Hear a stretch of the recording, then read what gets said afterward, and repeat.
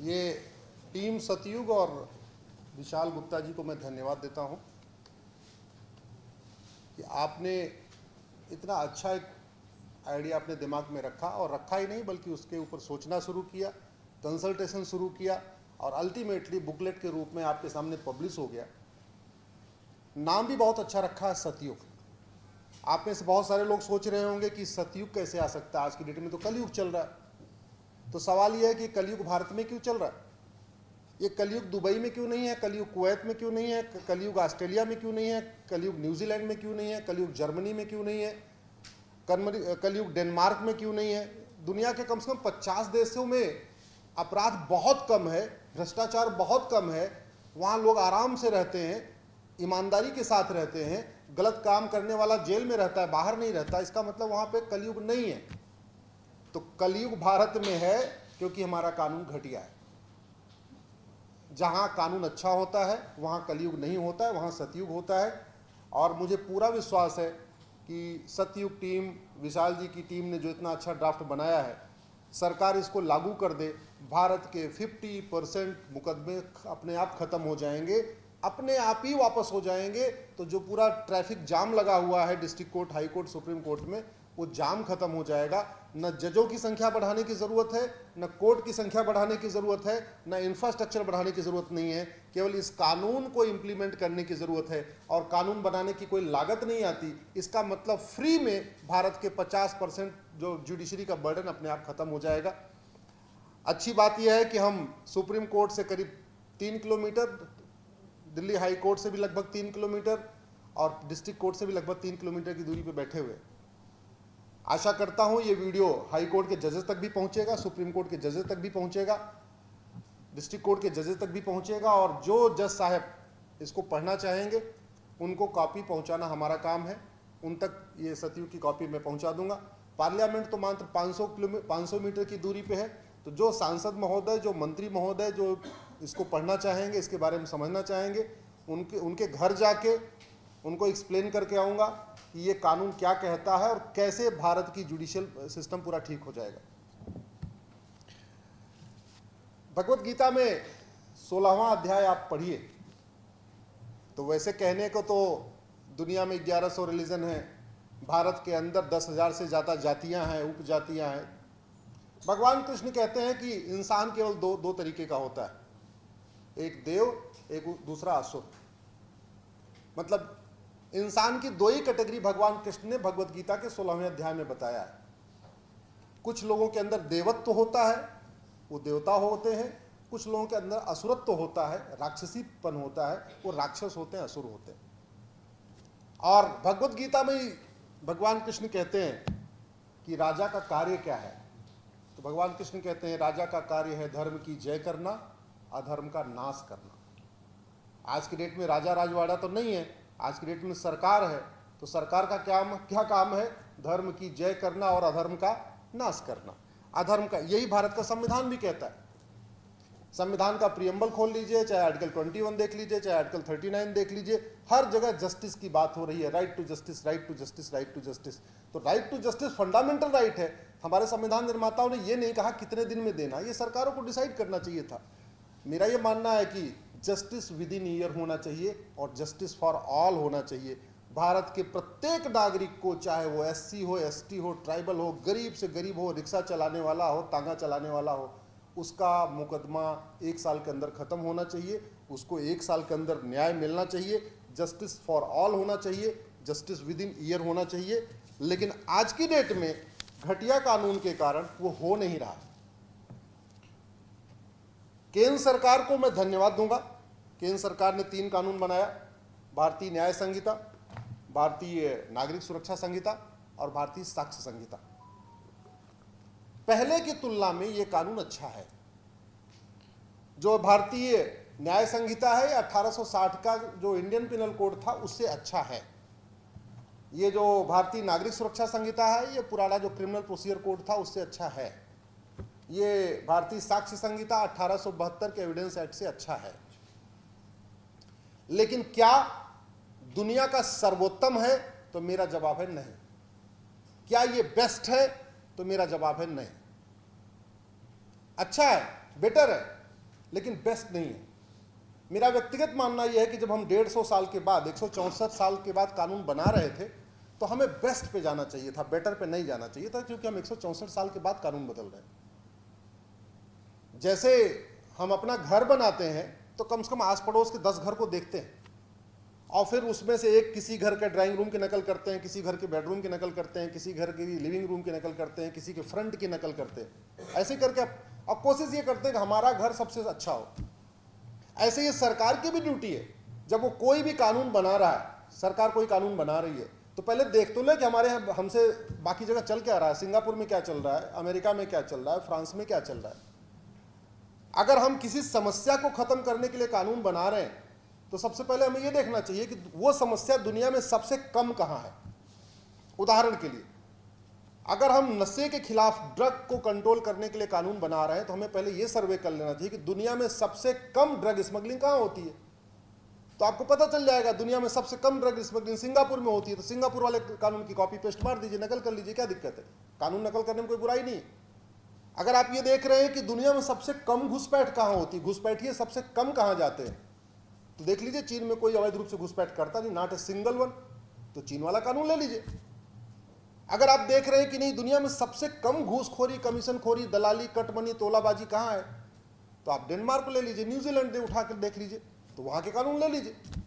अगर आपको लगता है कि सबसे कम ह्यूमन ट्रैफिकिंग कहां है, मानव तस्करी सबसे कम कहां होती है, तो आप सर्वे कर लीजिए। ऑस्ट्रेलिया में सबसे कम होती है, तो ऑस्ट्रेलिया वाला मानव तस्करी वाला कानून ले लीजिए। तो अल्टीमेटली जब कानून हम बनाते हैं तो हमें बेस्ट करना चाहिए। और ये नौकरशाह जो कानून बनाते हैं ना, ये जब अपना घर बनाते हैं तो कम से कम 10 आर्किटेक्ट से बात करते हैं। ये कानून बनाने वाले जो बाबू हैं ना, नौकरशाह, ड्राफ्ट तो वही लोग करते हैं। अपना घर बनाना होगा तो कम से कम 10 कॉन्ट्रैक्टर से बात करेंगे, 10 ठीक आर्किटेक्ट से बात करेंगे, कम से कम 10 लोगों का घर जाके देख के आएंगे और फिर अपना घर सबसे बढ़िया बनाएंगे। लेकिन जब देश के लिए कानून बनाना होता है तो एसी के कमरे में बैठ के इधर का उधर, आगे का पीछे, पुरानी हेडिंग को नई हेडिंग, नई हेडिंग को पुरानी हेडिंग, पुरानी भाषा में थोड़ा इज़-एम-आर थोड़ा जोड़ दिया, थोड़ा उसका ग्रामर ठीक कर दिया, एक्टिव वॉइस को पैसिव वॉइस कर दिया। ऐसा करके मतलब कह सकते हैं कि नई बोतल और पुरानी शराब, ऐसा कर देते हैं। ऐसा नहीं करना चाहिए।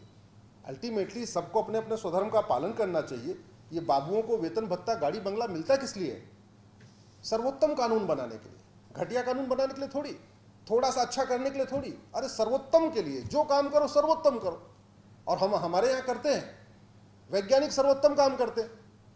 इसरो वालों ने मिसाइल बनाई, 108 मिसाइल एक साथ बना दिया, वर्ल्ड रिकॉर्ड बना दिया। अग्नि मिसाइल बनाई 7,500 किलोमीटर, वर्ल्ड रिकॉर्ड बना दिया।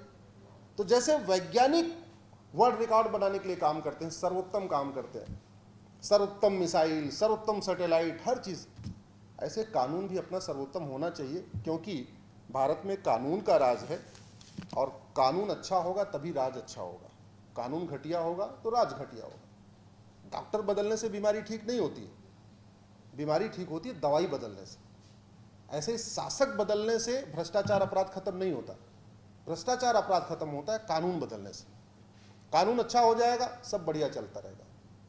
विशाल जी कई देशों में काम कर चुके हैं, ऑस्ट्रेलिया में काम कर चुके हैं, अमेरिका में भी काम कर चुके हैं। देखने में ये आपको 25 साल के लग रहे हैं, वैसे 25 साल है नहीं, ये असली उम्र मैं भी नहीं बताऊंगा। काफी इनकी उम्र हो चुकी है, 25 साल का तो इनको अनुभव है। अब आप सोच सकते हैं इनकी उम्र कितनी होगी। हमारे देश में मैं आपको कुछ एग्जाम्पल बताता हूं कि मैं कुछ ऐसे ट्विटर के ट्रेंड बताता हूं जो बहुत, जिसपे 2-2, 3-3 लाख ट्वीट हुए, या कुछ ऐसी घटनाएं बता रहा हूं जिसमें पूरे देश में उबाल आया।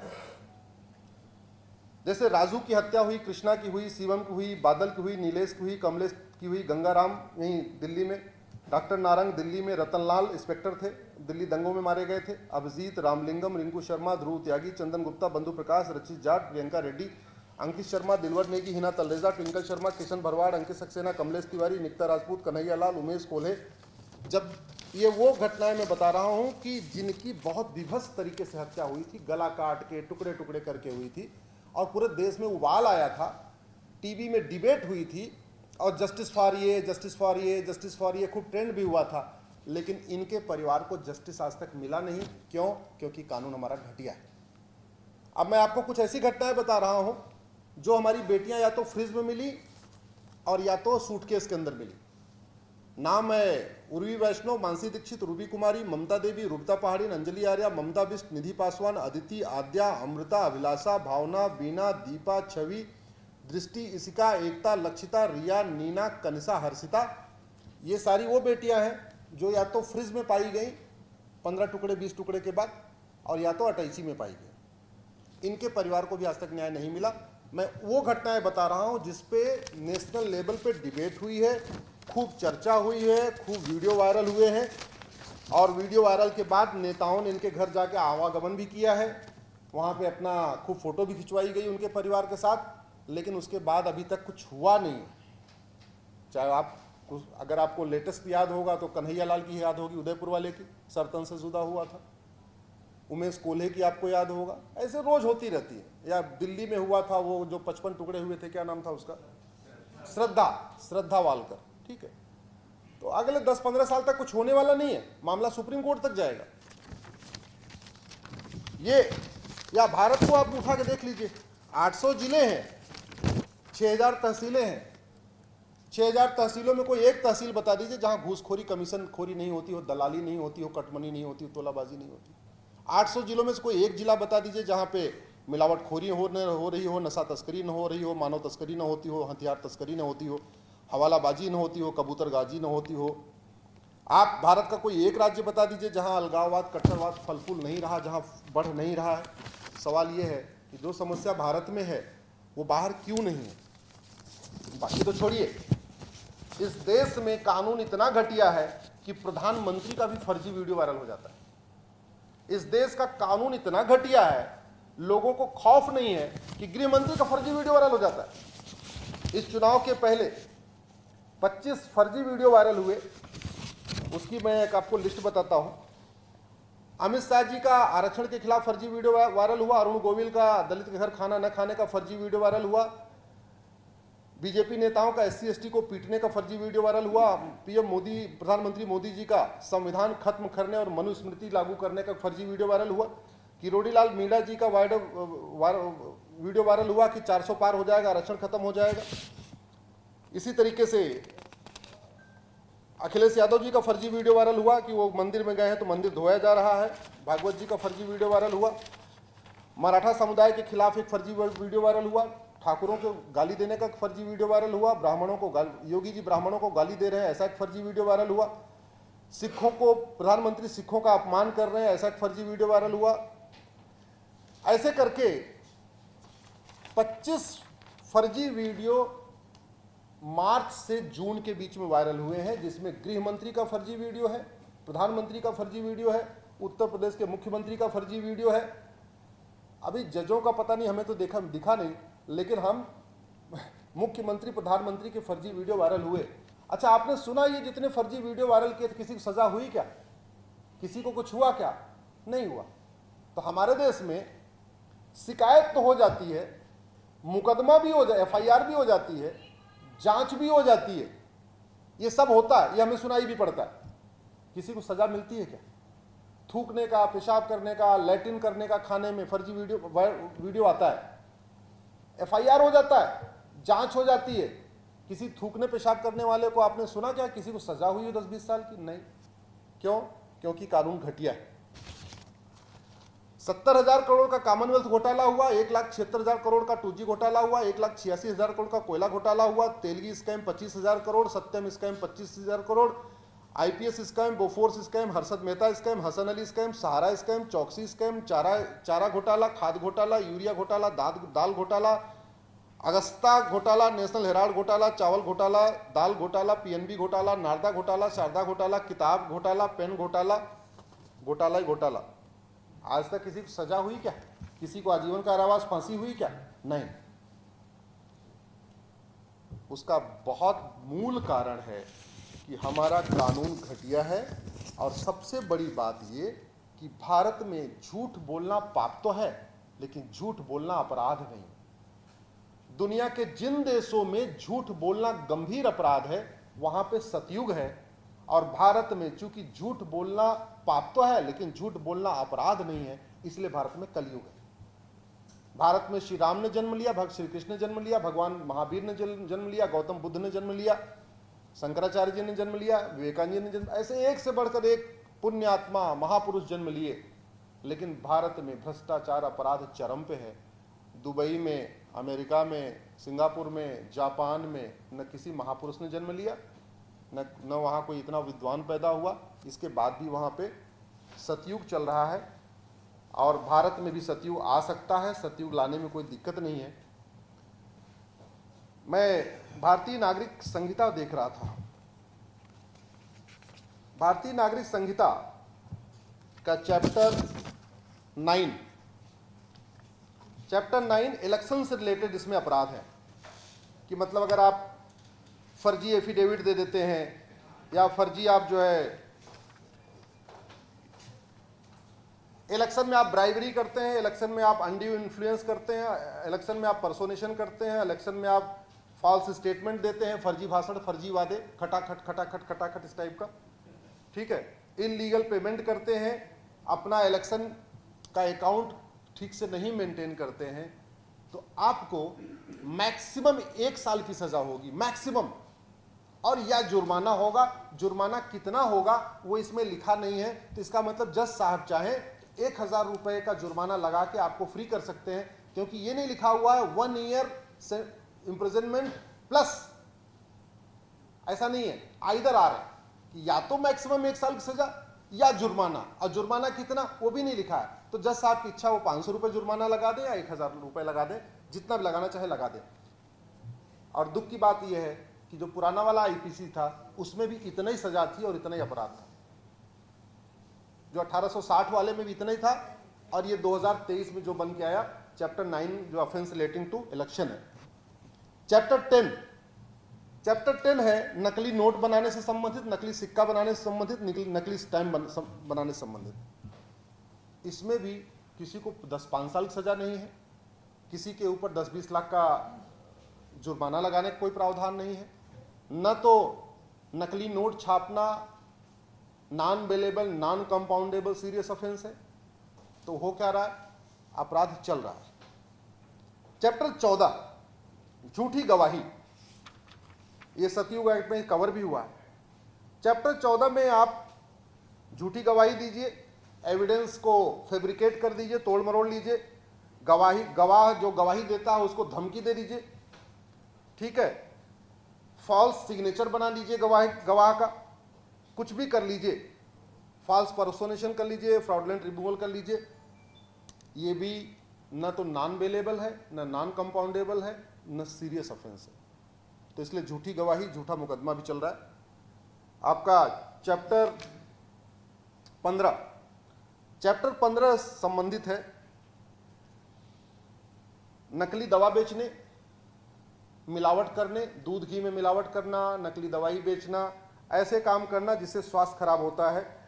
हवा में कोई जहरीला सामान छोड़ देना कि हवा में जहर फैल जाए, या अश्लीलता फैलाना, अश्लील किताब छापना, ये सब चैप्टर 15 है।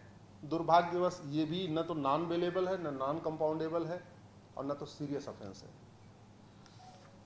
Chapter 16 offence relating to religion, ये पुराने वाले में भी था, पुराने वाले में चैप्टर 15 था, आपकी बार ये चैप्टर 16 है नए वाले में। और ताजुब है, धार्मिक भावना आहत करना तो अपराध है, लेकिन धर्मांतरण कराना अपराध नहीं।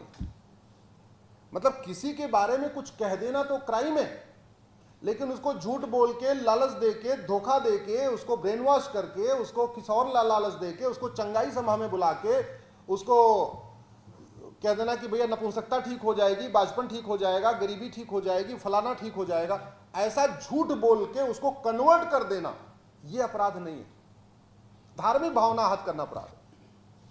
ये सेम लैंग्वेज है जो 1860 वाले इंडियन पिनल कोड में था, बस इतना अंतर है, ऑफेंस रिलेटिंग टू रिलीजन पहले चैप्टर 15 था, अभी चैप्टर 16 हो गया।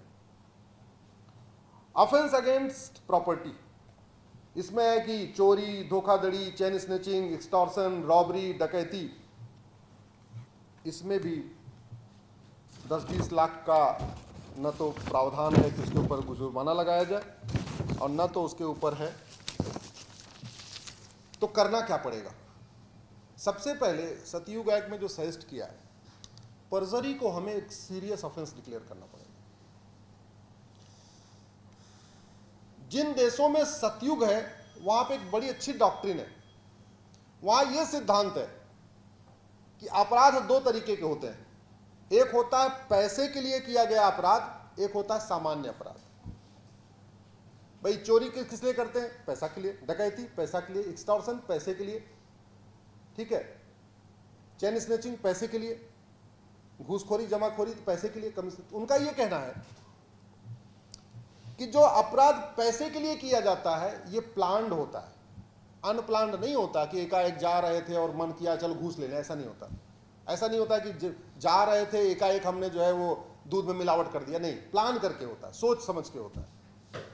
जो प्लान्ड क्राइम होता है उसमें कम से कम 5 साल की सजा होनी चाहिए, कम से कम 10 लाख रुपए का जुर्माना होना चाहिए। मेरा भी मानना है आज के जमाने में। अगर हम 21वीं सदी में कानून बना रहे हैं तो कानून का जब तक खौफ नहीं होगा ना, भगवान कृष्ण कहते हैं सठे साठ्यम समाचरे, भगवान श्री राम कहते हैं भय बिन होय न प्रीत। तो जब तक भय बिन होय न प्रीत का सिद्धांत नहीं अपनाया जाएगा, सठे साठ्यम समाचरे सिद्धांत नहीं अपनाया जाएगा, तब तक भारत में अपराध कम नहीं होगा, जब तक झूठी शिकायत को गंभीर अपराध घोषित नहीं किया जाएगा, जब तक झूठा एफआईआर दर्ज कराने को गंभीर अपराध घोषित नहीं किया जाएगा, झूठी गवाही देने पे गंभीर दंड का प्रावधान नहीं होगा, पुलिस के द्वारा झूठी जांच करने पे गंभीर अपराध नहीं होगा, जब तक झूठी वसीयत बनवाने को गंभीर अपराध डिक्लेयर नहीं किया जाएगा, झूठे कॉन्ट्रैक्ट बनाने को गंभीर अपराध घोषित नहीं किया जाएगा, जब तक झूठा हलफनामा देना गंभीर अपराध नहीं होगा, जिसको अंग्रेजी में कह सकते हैं परजरी।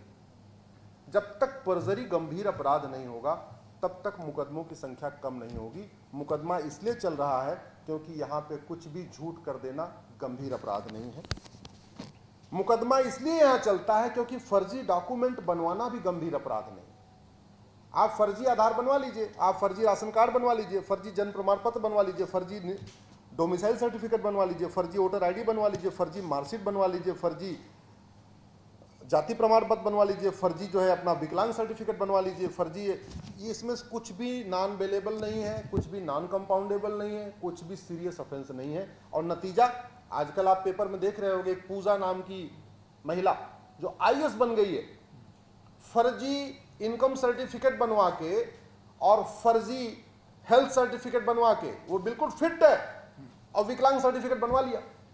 क्यों? क्योंकि विकलांग सर्टिफिकेट बनवाना भी गंभीर अपराध नहीं है और विकलांग सर्टिफिकेट बनाना भी गंभीर अपराध नहीं, तो उसने बनवा लिया, देखो आईएएस हो गई। और अभी तो बहुत सारे लोगों का आ रहा है कि बहुत सारे लोग ईडब्ल्यूएस बने हुए हैं, वो कलेक्टर के बेटे थे। अभी एक ट्विटर हैंडल है खुरपेच, हाँ खुरपेच, आप लोग देखिएगा, खुरपेच एक ट्विटर हैंडल है, मैं उसको देख रहा था। उसने कम से कम 100 आईएएस ऑफिसर को एक्सपोज किया। इस पर गंभीरता के साथ चिंतन होना चाहिए। एक खुरपेच का नाम का ट्विटर हैंडल है, उसने 100 आईएएस की लिस्ट डाला है जिसमें किसी ने फर्जी जाति सर्टिफिकेट बनवाया, किसने फर्जी इनकम का सर्टिफिकेट बनवाया और किसने फर्जी फिटनेस का सर्टिफिकेट बनाया। कोई उसमें दलित हो चुका है, कोई उसमें गरीब बन गया है और कोई उसमें विकलांग बन गया, और सारे कलेक्टर हो चुके। जांच केवल पूजा की हो रही, मेरा मानना है जांच सबकी होनी चाहिए। और लेकिन हुआ क्यों? क्योंकि न बनाना गंभीर अपराध है न बनवाना गंभीर अपराध है। इसी तरीके से आपका भारत में इतनी चीटिंग फ्रॉड फोर्जरी क्यों होती है कि न चीटिंग फ्रॉड फोर्जरी गंभीर अपराध है न उनकी मदद करना गंभीर अपराध है। इसलिए मेरा ये मानना है चीटिंग, फ्रॉड, फोर्जरी, फॉल्सिफिकेशन और परजरी, इसको सरकार को गंभीर अपराध घोषित करना चाहिए। चीटिंग, फ्रॉड, फोर्जरी और परजरी पे कम से कम 5 साल की सजा होनी, मिनिमम 5 ईयर्स। उसको आजीवन कारावास करें और अच्छा है। मिनिमम 5 लाख रुपए का कम से कम जुर्माना होना चाहिए। उसको 5 करोड़ तक ले जाए बहुत अच्छा है। क्योंकि सुप्रीम कोर्ट भरा हुआ है फर्जी केसेस से, हाई कोर्ट भरा हुआ है फर्जी केसेस से, डिस्ट्रिक्ट कोर्ट भरा हुआ है फर्जी केसेस से। और कारण क्या है? क्योंकि न तो फर्जी आधार बनाना बहुत गंभीर अपराध है, न फर्जी आधार बनवाना गंभीर अपराध है। सरकार को एक काम और भी करना चाहिए, जहां पे जो डॉक्यूमेंट बनता है वहां बड़े बड़े अक्षरों में लिखवाना चाहिए। उदाहरण के लिए जहां पे अल्ट्रासोनिक टेस्ट होता है, वो प्रेगनेंसी का टेस्ट क्या बोलते हैं, अल्ट्रासाउंड, हाँ, वहां देखिए जहां जहां अल्ट्रासाउंड होता है एक प्लेट लगी रहती है कि यहां पे लिंग जांच कराना गंभीर अपराध है। हालांकि उसमें सजा नहीं लिखी होती, कायदे सजा लिखना चाहिए। मेरा यह मानना है भारत में जितने कॉमन सर्विस सेंटर हैं जहां आधार बनता है वहां एक बड़ा सा बोर्ड होना चाहिए, फर्जी आधार बनाना और फर्जी आधार बनवाना गंभीर अपराध है, पकड़े जाने पे 5 से 10 साल सजा होगी और 5 लाख रुपए से 5 करोड़ तक जुर्माना होगा। मैं गारंटी के साथ कहता हूं भारत में फर्जी आधार बंद हो जाए। जहां आपका बर्थ सर्टिफिकेट बनता है नगर निगम में, वहां बड़े बोर्ड में लिखना चाहिए फर्जी बर्थ सर्टिफिकेट बनाना और बनवाना गंभीर अपराध है, पकड़े जाने पे 5 से 10 साल सजा होगी, नॉन बेलेबल, जमानत भी नहीं मिलेगी, गैर जमानती अपराध है। मैं गारंटी के साथ कहता हूं बर्थ सर्टिफिकेट रुकेगा। जहां ड्राइविंग लाइसेंस बनता है आरटीओ ऑफिस में लिखना चाहिए फर्जी आरटीओ ड्राइविंग लाइसेंस बनाना और बनवाना गंभीर अपराध है, पकड़े जाने पे सजा होगी 5 से 10 साल सजा हो, कम से कम 5 लाख रुपए से कम 1 करोड़ तक की जुर्माना, ये प्रावधान होना चाहिए। और ये कानून नहीं बन रहा है। हम तो एक विशाल जी अभी ये देख रहे हैं कि मुकदमों की संख्या बढ़ी है, लेकिन घटिया कानून के कारण, पर्जरी को सीरियस ऑफेंस डिक्लेयर न करने के कारण भारत की राष्ट्र की सुरक्षा बहुत बड़े खतरे में आ चुकी है। मेरी एक पीआईएल चल रही है सुप्रीम कोर्ट में। 2017 मैंने पीआईएल फाइल किया था, तब कहा था कि 5 करोड़ बांग्लादेशी आ चुके हैं, 5 करोड़ घुसपैठिए 2017 में आ चुके थे। मैंने एफिडेविट पे राज्यवार इसका आंकड़ा दिया था। अब तो उनकी संख्या 5.5 करोड़ हो चुकी है। जानते हैं घुसपैठिए बॉर्डर पे 2000 रुपए दे के अंदर आते हैं, कॉमन सर्विस सेंटर पे जाकर 2000 में आधार बनवा लेते हैं। जब एक डॉक्यूमेंट बना दलाल को पकड़ते हैं 2000 रुपए में राशन कार्ड, 2 डॉक्यूमेंट बना दलाल को पकड़ते हैं 2 से 3,000 रुपए में बर्थ सर्टिफिकेट, 3 डॉक्यूमेंट बन गया दलाल को पकड़ते हैं 2 से 3,000 रुपए में डोमिसाइल सर्टिफिकेट, 4 डॉक्यूमेंट बन गया दलाल को पकड़ते हैं आरटीओ ऑफिस का ड्राइविंग लाइसेंस, 5 डॉक्यूमेंट बन गया किसी ओट जीवी नेता को पकड़ते हैं, कहते मेरा वोटर आईडी में नाम जुड़वा दो, वो जुड़वा देगा। जिसको पार्षद बनना, प्रधान बनना है, उसके लिए तो 10 वोट पर्याप्त हो, 10 वोट भी बहुत होती, 20 वोट भी बहुत होती है, वहां हार जीत इतने से ही होती है, वो सीधे बनवा देता है। तो ये जो चीटिंग, फ्रॉड, फोर्जरी, पर्जरी है, ये राष्ट्र की सुरक्षा के लिए खतरा है। घुसपैठ हमारी राष्ट्र की सुरक्षा के लिए खतरा है, तो घुसपैठ रोकने के लिए आपको सतयुग एक्ट को लागू करना होगा। घुसपैठ देश की एकता अखंडता के लिए खतरा है। घुसपैठ सबसे बड़ा देशद्रोह है। घुसपैठ एक ऑर्गेनाइज क्राइम है। घुसपैठ एक वेजिंग वॉर है। और वो सब चल क्यों रहा है? क्योंकि घुसपैठियों को सब कुछ मिल रहा है। अभी हमारे मित्र शर्मा जी दिखा रहे थे, अभी रायबरेली में 20,000 फर्जी आधार जन्म प्रमाण पत्र बने, 20,000, और जनसंख्या उस गांव की 20,000 है। उस गांव की जनसंख्या 20,000 है और 20,000 फर्जी अलग से बर्थ सर्टिफिकेट बन गए। अभी कुछ दिन पहले राजस्थान की एक घटना आई है कि बॉर्डर पे 20,000 फर्जी आधार बन गए। वो राजस्थान सरकार ने केंद्र सरकार को चिट्ठी लिखी है कि आप इसकी सीबीआई जांच करो। मेरा यह मानना है prevention is better than cure. जब व्यक्ति अंदर आ गया फिर उसको ढूंढना, पकड़ना, जेल में डालना, फिर उसका मुकदमा डिसाइड ही नहीं होगा जब तक कानून नहीं बदला जाएगा। ये रिएक्टिव मेथड खत्म करना चाहिए, प्रोएक्टिव लाना चाहिए। होना यह चाहिए कि पूरी दुनिया को पता होना चाहिए कि भारत के अंदर अवैध रूप से घुसना यानी 20 साल के लिए जेल, यह पता होना चाहिए। हमारे यहां क्या है, 1946 का फॉरेनर एक्ट चल रहा है, उसमें मैक्सिमम 3 साल की सजा है, मिनिमम कितना लिखा ही नहीं है। इसका मतलब जज साहब की मर्जी है, वो बांग्लादेशी घुसपैठियों को 6 महीने की सजा दे दे, 9 महीने की दे दे, 1 साल की दे, मैक्सिमम 3 साल दे सकते हैं, क्योंकि 1946 का फॉरेनर एक्ट उससे ज्यादा अलाउ नहीं करता। और सजा तो तब देंगे ना जब उसने जो 8-9 डॉक्यूमेंट बनवा रखा है उस पर कुछ कार्रवाई हो। वो तो 8 डॉक्यूमेंट बनवा लिया, अभी मुंबई में पकड़े गए, उनके पास सारे डॉक्यूमेंट थे, पासपोर्ट तक था उनके पास, सारे डॉक्यूमेंट थे उनके पास, अगर कम से कम हम परजरी को हम गंभीर अपराध घोषित कर दें, फर्जी डॉक्यूमेंट बनाने को गंभीर अपराध घोषित कर दें, एक एक डॉक्यूमेंट के ऊपर 5-5 साल सजा शुरू कर दें, तो एक घुसपैठिया पकड़ा जाएगा, उसके पास 5 डॉक्यूमेंट मिलेंगे तो 25 साल सजा तो ऐसे ही हो जाएगी उसकी,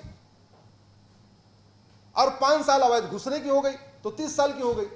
तब तो खौफ पैदा होगा, तब तो घुसपैठिए, और फिर एनआरसी की जरूरत ही नहीं पड़ेगी। इस सतयुग एक्ट का सबसे बड़ा फायदा क्या होगा मैं आपको बताता हूं। हम लोग सब एनआरसी मांग कर रहे हैं। एनआरसी किस लिए चाहते हैं हम? कि घुसपैठी यहां से निकल जाए। 5-5.5 करोड़ को ढूंढना इतना आसान नहीं है। असम में हुई थी एनआरसी, फेल हो गई, और असम में सर्बानंद सोनोवाल जी की पीआईएल पे ऑर्डर हुआ था एनआरसी करो, और सर्बानंद सोनोवाल जी मुख्यमंत्री थे तब वहां की एनआरसी फेल हो गई, क्योंकि जब एनआरसी होने लग गई तो अल्टीमेटली वहां आए कौन? लेखपाल पटवारी आते हैं रजिस्टर चेक करने। रजिस्टर चेक करने आए, उन्होंने 2-2 हज़ार फिर पकड़ा दिया पर हेड, 2-2 हज़ार फिर पड़े। और वो जो लेखपाल पटवारी रजिस्टर बनाने आते हैं बड़े चालाक, उन्होंने क्या किया कि भाई जो असम के असली हैं वो तो 2,000 देंगे नहीं, 2,000 कौन देगा? जो घुसपैठी है। उन्होंने जब 2-2 हज़ार दिया तो दिन भर में वो क्या करते थे, जितने घुसपैठियों का नाम जोड़ते थे उतने असम वालों का नाम निकाल देते थे, जिससे जनसंख्या का बैलेंस बना रहे। तो जब असम की एनआरसी हुई तो पता चला घुसपैठिए भारतीय बन गए और भारत के लोग क्या बन गए? घुसपैठिए। फिर नया बवाल शुरू हो गया वहां पे। और ये क्यों हुआ? क्योंकि न फर्जी डॉक्यूमेंट बना, न तो चीटिंग, फ्रॉड, फोर्जरी, परजरी हमारे यहाँ गंभीर अपराध नहीं है, फॉल्सिफिकेशन गंभीर अपराध नहीं है, फर्जी डॉक्यूमेंट बनवाना गंभीर अपराध नहीं है। इसलिए आज इस प्रेस कॉन्फ्रेंस के माध्यम से मैं सरकार से निवेदन करता हूं, सबसे पहले सरकार ये जो सतयुग एक्ट बना है, कोई जरूरी नहीं इसका नाम सरकार सतयुग एक्ट रखे, अपने हिसाब से जो नाम रख ले, प्रिवेंशन ऑफ परजरी एक्ट रख ले। हम कह रहे नया कानून भी मत बनाए, उसको भारतीय न्याय संहिता और भारतीय नागरिक संहिता में ही शामिल कर ले। अल्टीमेटली विशाल जी ऐसा है क्या कि आपका नाम दिया हुआ होना चाहिए? नहीं। ऐसा कुछ नहीं है ना।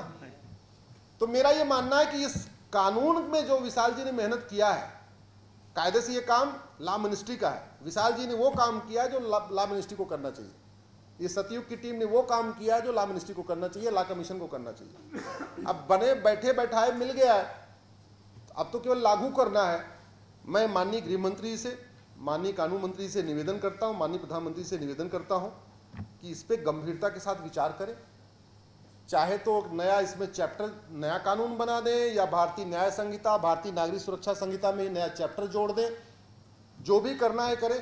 भारतीय साक्ष्य संहिता में एक नया चैप्टर जोड़ दें, लेकिन तत्काल झूठ को गंभीर अपराध घोषित करें, झूठी शिकायत को गंभीर अपराध घोषित करें, झूठी एफआईआर को गंभीर अपराध घोषित करें, चीटिंग, फ्रॉड, फोर्जरी को गंभीर अपराध घोषित करें, फर्जी डॉक्यूमेंट बनवाने को गंभीर अपराध घोषित करें, परजरी को non bailable, non compoundable serious offence declare करें, जिसमें 5 से 10 साल की सजा का प्रावधान हो और मिनिमम 5 लाख रुपए से 5 करोड़ रुपए तक का जुर्माना का प्रावधान हो। ये होगा तो मैं 50% ये कह सकता हूं कि भारत के 50% मुकदमे अपने आप खत्म हो जाएंगे। इस समय भारत में 5 करोड़ मुकदमे district court, high court, supreme court में चल रहे हैं, यानी 5 करोड़ परिवार district court, high court, supreme court के मुकदमों के कारण टेंशन में है। एक परिवार में एवरेज 5 आदमी मान के चलिए, क्योंकि जब मुकदमा चलता है तो ऐसा थोड़ी जो तारीख पे तारीख जाता है वही टेंशन में होता है, माता पिता भी टेंशन में होते हैं, पत्नी टेंशन में होती है, बच्चे टेंशन में होते हैं। तो यानी 25 से 30 करोड़ लोग district court, high court, supreme court के मुकदमों के कारण टेंशन में है। और इसके पैरेलल 5 करोड़ मुकदमे और भी चल रहे हैं। वो कहां चल रहा है?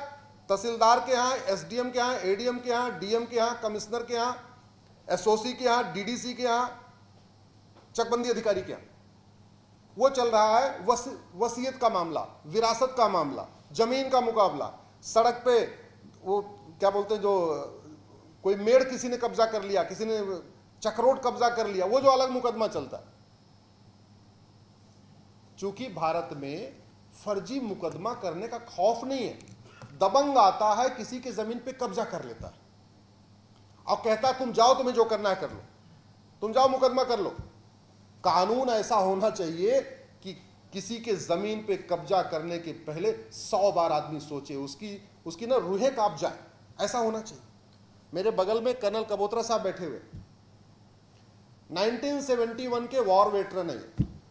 पाकिस्तान से युद्ध करते समय ये घायल हो गए, भारत माता के लिए ये घायल हुए थे।